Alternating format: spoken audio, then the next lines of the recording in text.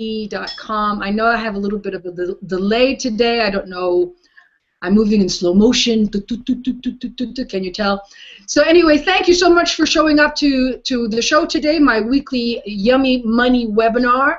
Our topic of the day is Honor the Church of You. I found a really great photograph to go with that today. But even more important, I am super excited because I have one of my best friends with me today. And not only is she my best friend, she just happens to be one of the best access facilitators on the planet.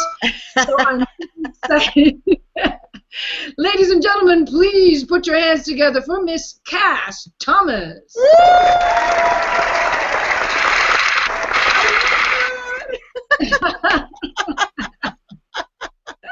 I love that. Thank you so much. I'm so glad you're here. This is just like a dream come true. How's it getting better talking about dreams? You should know something about that, dreamy woman. For me, I'm an innocent. I know nothing about that. An innocent dream. Yeah, right. Yeah, right. So how you doing? You're in Boston, right? I'm in Boston, Beantown. Yes, well, you know, it's already a miracle that KASS is in the United States because she is a major globetrotter. You think I'm a globetrotter. She beats me like 100%.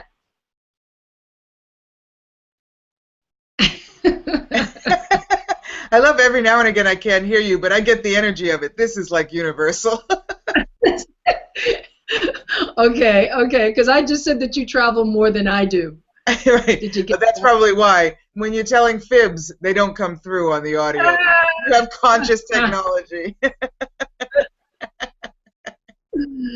So look, I'm so glad you got to join me on our Yummy Money because we really want to embrace money. I'm trying to change the perspective on people's points of view around money, and I know that you can help me. You can contribute to that conversation so beautifully. It will be my pleasure. Absolutely. Absolutely. We're following this lovely book, which is Money Isn't the Problem, You Are. I've kind of got there we go. Oh, there we go. Kind of. And written by Mr. Gary Douglas and Dr. Dain Heer. It is a phenomenal book, and I've been reading a chapter every week. And I've gotten a lot of great feedback from many people who are using a lot of the tools and enjoying and getting stuff out of it. It's also a stepping stone into using the Access tools and techniques, which I rave about, as all of you know. And if anyone can talk to you about these lovely tools, it would be the lovely Miss KASS THOMAS. KASS, do you have anything? I know that we're actually going to have KASS come to Las Vegas and teach a class on money. If you'd like to talk about that. Absolutely. Well, the class I'm going to be teaching, Dancing with Riches, is actually the title of my upcoming book. And it definitely will be out by the time I get there the last weekend in May, when we're taking a road trip, a money road trip from Las Vegas to LA with the lovely Karen Jones. And this year, Karen, in about 3 weeks, is the 10th anniversary of the first Access class that I took with you in Rome, in my home. So I'm celebrating this year 10 years of using these tools, thanks to this lovely lady, our host, Karen Jones. And you're right, I am traveling around the world, sharing these tools, sharing what I know about money, about relationship, about bodies. And I really am so grateful that you were generous and kind enough in allowance enough to, with all my resistance, to share these tools with me 10 years ago, almost to the day. So thank you for that. Wow. Yeah. Wow. 10 years have gone by that quickly. Exactly. Yeah, and the tools work. That's the thing I want to say. The tools work. There's a lot of different things in the thing I love about Access. There's a lot of different things in that book that you may already be familiar with, but putting them together, the genius of Access, of the Access tools, and is stating what you already know and then giving you a 360-degree perspective on it, different ways of looking at information that you know. In fact, the sort of tagline of Access is Access Consciousness, empowering people to know what they know. So one of the few modalities that don't try to give you answers, that give you questions, ask you questions that allow you to access what you know. And because you can give somebody an answer, just like you can give them a fish and they eat today and they're satisfied for today. You give them a question or you teach them how to fish and they eat for a lifetime. And that's the beauty of these tools and the beauty of Access and the beauty of the way I am so grateful for meeting Access through you. You're really, not just because you're my friend, but maybe because of that, you are my friend. You're such a gracious invitation. Oh, And I thank you. I know I thank you for that, because it has been my imprinting in facilitating, teaching, going around the world and teaching the tools, and being an allowance of people not choosing to create something larger in their lives, and still being yourself. So that's great, and it's a great idea to read a chapter from that book. It's the first book that was translated into different languages. You know that I work with Access, not only with the tools of Access, but among the staff of Access, and in terms of foreign language product and manuals for the various classes. So that money book is translated into almost 10 languages. wow. Language over 10 is like the big number today. It is a big number today, exactly. So I'm wondering what it would take to get you to do one of these presentations in Italian, since we do have this book in Italian as well. That would be very interesting. I think I would really enjoy that. I Why think not? that we would all enjoy that, and we've got the book for you in Italian. That's right. I need to get a copy. I'll talk to you after. I know people who could help you with that, darling.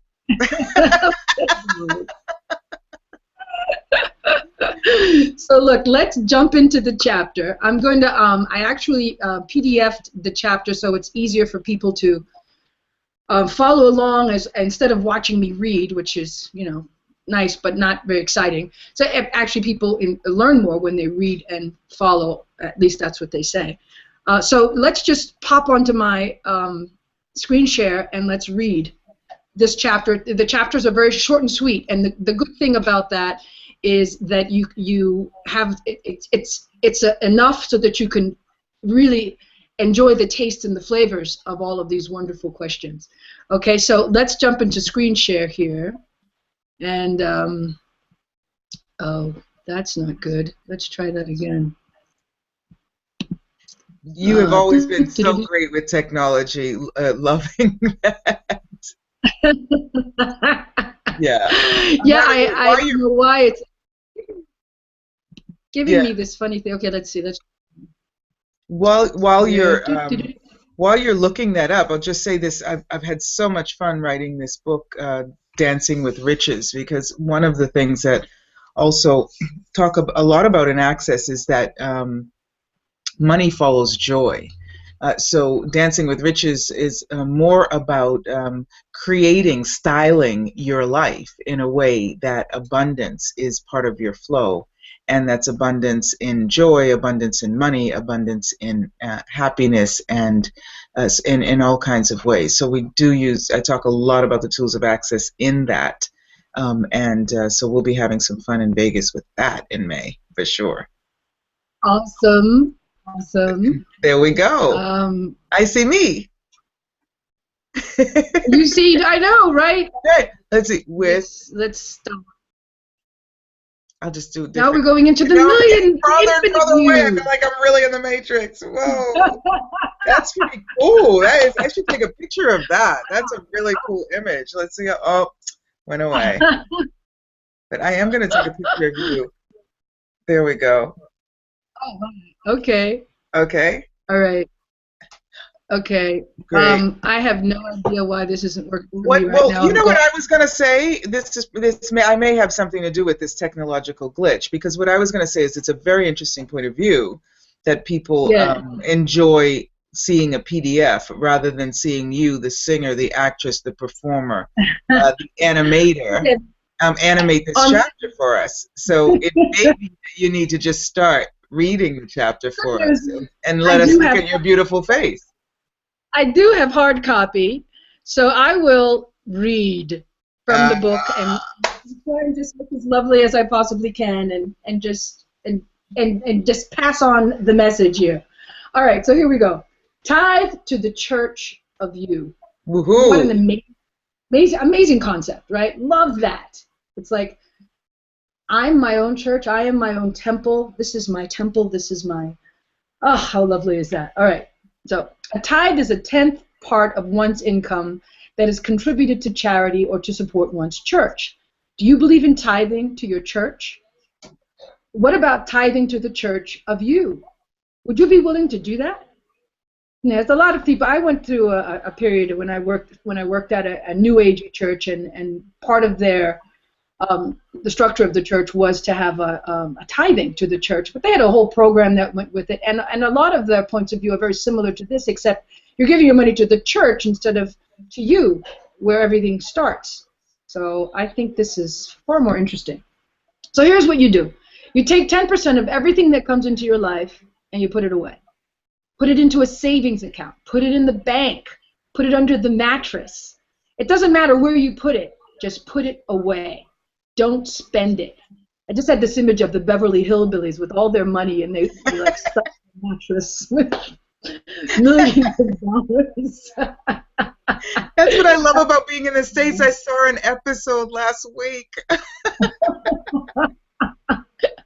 I just keep hearing Granny's voice, Jed, Jed.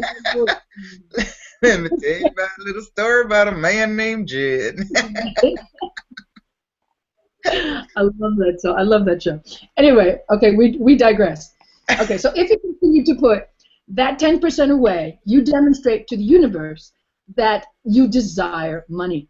When you tithe to the church of you, the universe responds, "Oh, you like money. Okay, we'll give you more money." You might be thinking, "Gosh, I can barely make ends meet now. How am I going to set aside 10%?" Now the answer is by doing it. And I've spoken to you guys about this already. It was like in the very first show I did, because I want you to start to get what it feels like to have money. And how do you do that? You start by putting away 10%.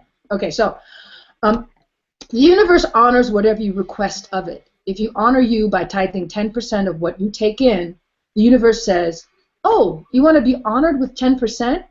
Here's some more to honor yourself with." And how does it get any better than that? How does it? Right.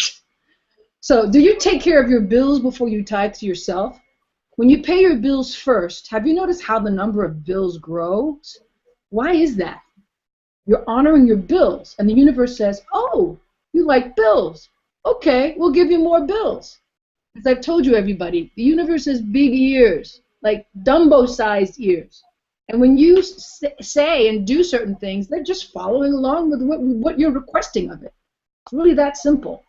Now, this doesn't mean you don't pay your bills. What you do is honor you. And if you have to stretch things a little bit or play catch up later, no problem.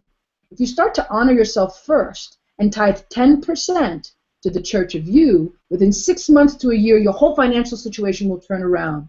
You will hit financial targets you made 1 billion years ago when you said, "When I have this amount of money, I'm going to be rich. When I hit this amount of money, I'm very rich." These are decisions that you don't even remember making. But when you achieve them, you experience a sense of peace within yourself, and the frantic need for money goes away. So all of the lifetimes, past and future, that you've made about how much money you can have and how much money you cannot have, and everywhere that you've put a cap on how much that is, would you be willing to destroy and uncreate that, please? Yes, please. Yes. Right and wrong, good and bad, all nine, pod, poc, shorts, boys, and beyonds. So that is the magical clearing statement for all of you who have never heard that. It's like an abracadabra phrase, I call it. It's the magic wand. And when we say that, we're clearing away that energy so that you can get rid of those limited points of view and change your reality. Okay? We'll talk more about that in a minute. Okay, so just 10%. My friend who owned the antique shop, this is, we're back to the book, was borrowing $100,000 every 6 months to go to Europe and buy antiques. Now, the bank charged him 10 points up front to get the money. That means they charged him $10,000 to borrow the money. So he got $90,000, but he had to pay back $100,000, plus they charged him 15% interest on the money. So if he took a year to pay it off, how much money was he paying? What was the interest rate? 25%. It cost him $25,000 to borrow $100,000 if he didn't get it back within 6 months. He was working his ass off. One day I said to him, if you would put 10% away within 6 months to a year, your whole financial situation will have turned around. He started doing it, and within 6 months, he had doubled the size of his shop and was going to Europe to buy antiques with his own $100,000.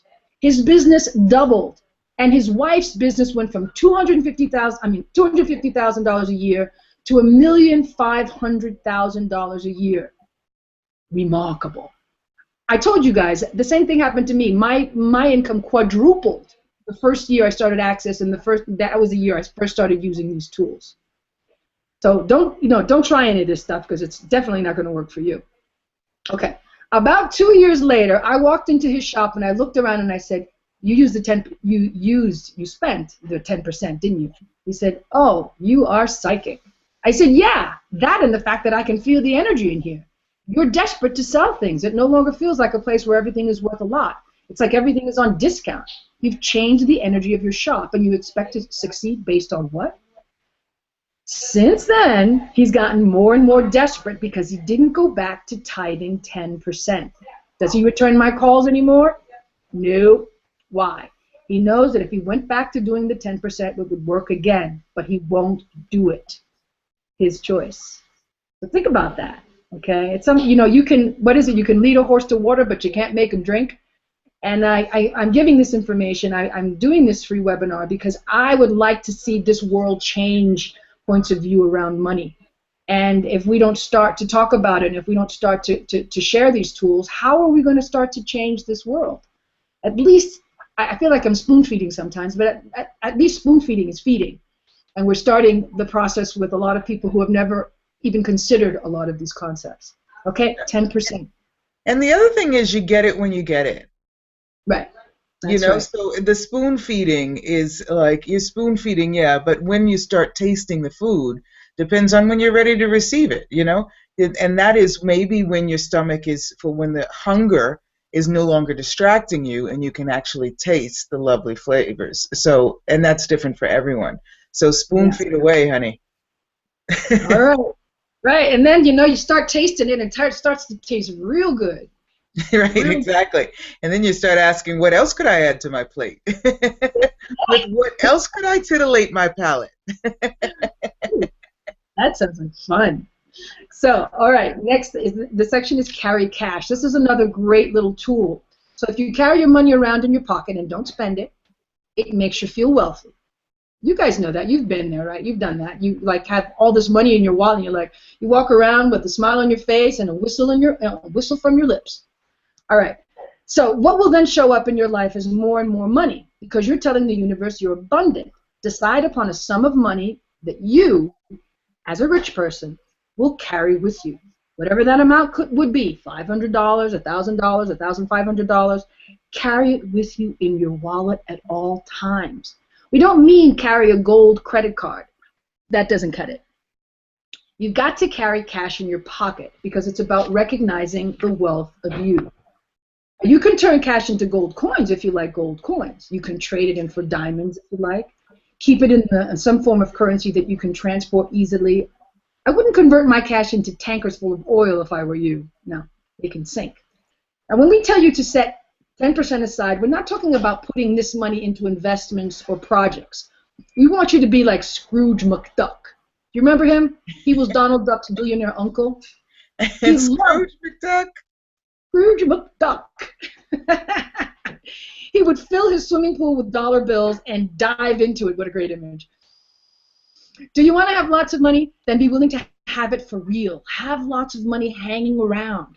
Carry this amount of money with you. It can be part of your 10% if you wish. Keep it with you at all times and don't spend it. When you know you have $500, $1,000, or $1,500 in your pocket, you say, hey, cool, you walk tall. You know that you can walk into any place and buy anything there, but you don't have a need of it. Okay?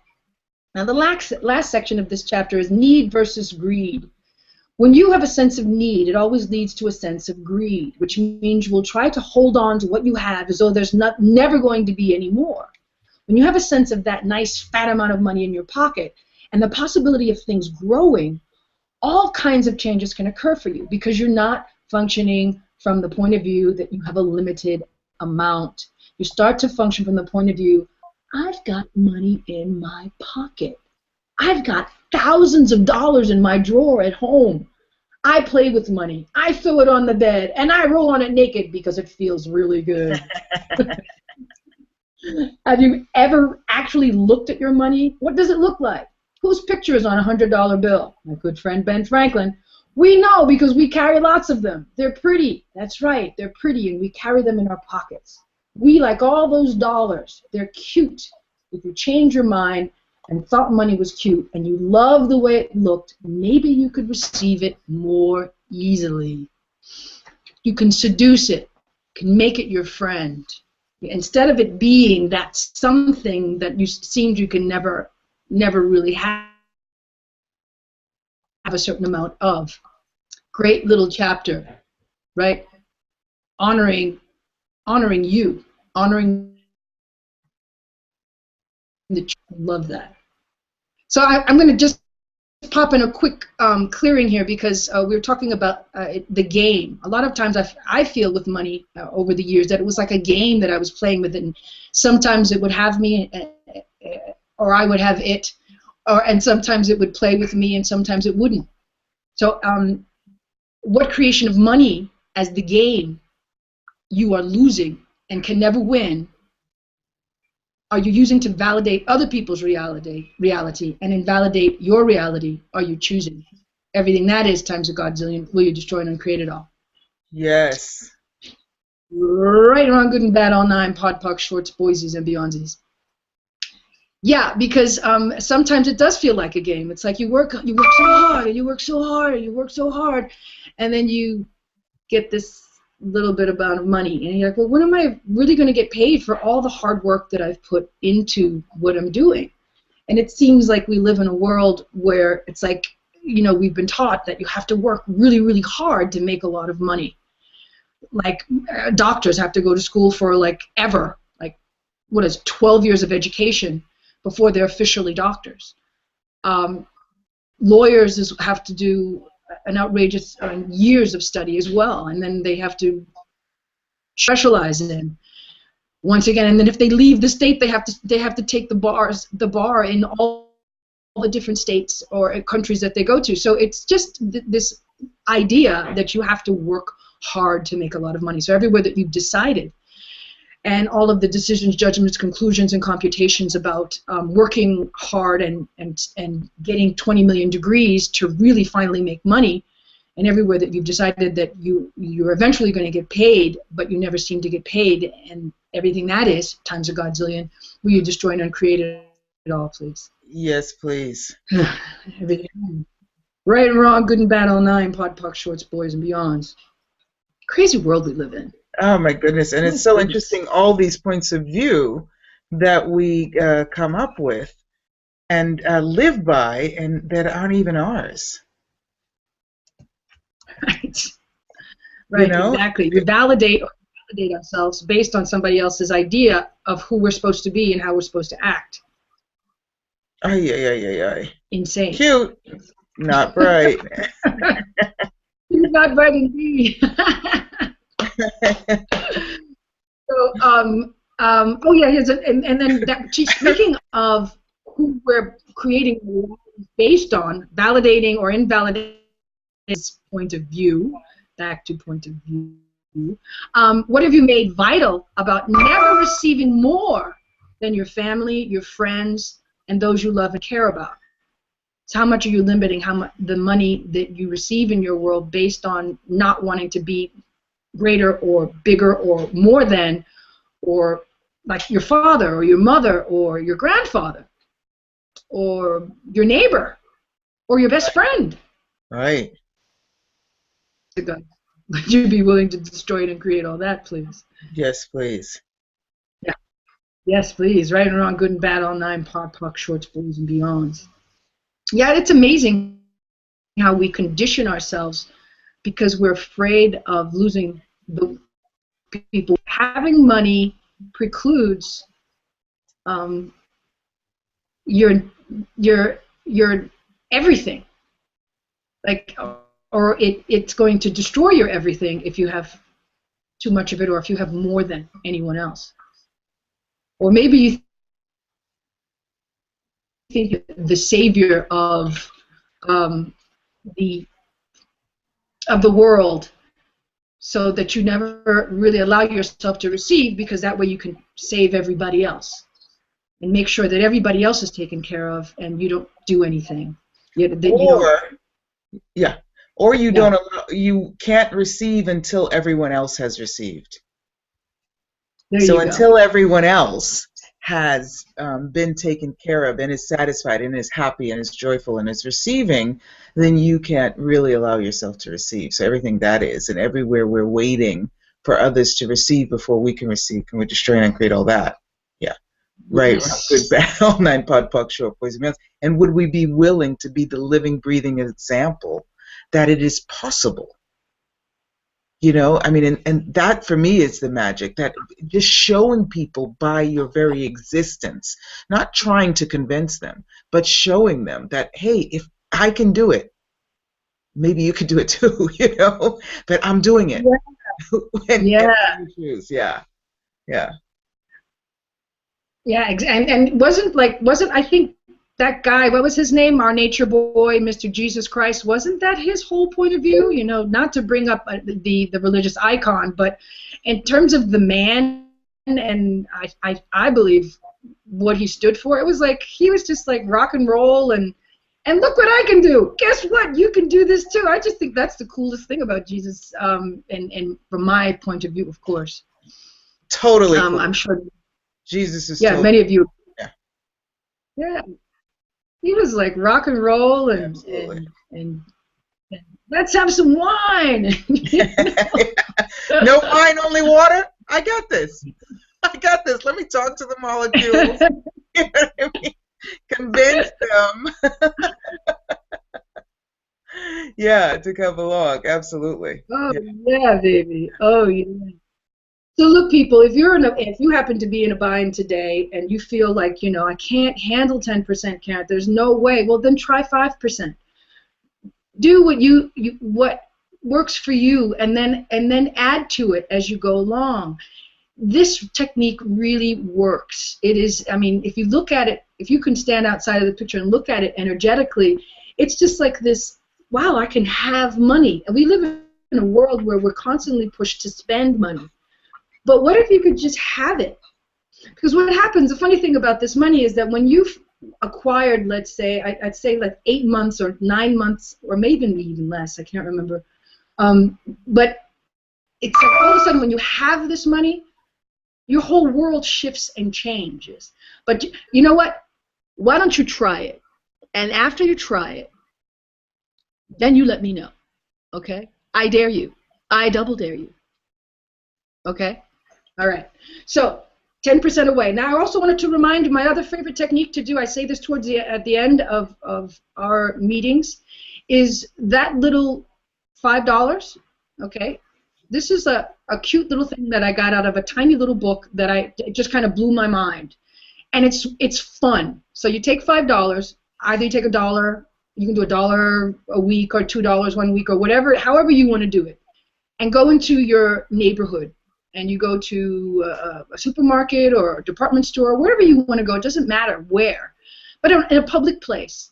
And you take the money, wrap it up, and put it somewhere in any of these public places. And just leave it to whoever's going to find it. And in this you're saying to the universe, I have so much money, I can spread it around. And then you ask the universe, what's it going to take for this to come back to me 1,000-fold, 1,000,000-fold, however much you'd like it to come back. And you will be surprised at how your abundance continues to expand and expand, because you don't have work. And when you do that, what happens when you find money? You find money, you're like, wow, I found $1. Wow, I found $5. And you do the money dance. And that's why we do the money dance here on my show, because I think that the money dance, it's like dancing for rain. Get to dance, call on that money, seduce it with your money dance. Okay? So Cass, thank you so much for being here today. We're going to close out with our little money dance. Can you show me the money dance? I want to do the money dance too. Okay, we're going to do the money dance. We're all going to do the money dance together, and I'm going to remind you folks to come back next week, and hopefully you'll be here in Las Vegas at the last weekend in May for Dances with Riches. How appropriate, Dances with Riches. So we're going to do our money dance. And just imagine you get that envelope, or you find money, and you're like, and you do that dance. It's like usually people scream or they do something, but it is the money dance. So thank you, Cass Thomas. I love you. The Art of Being Cass. Check her out on Facebook. And we will see you next week. Don't forget, do your money dance every day.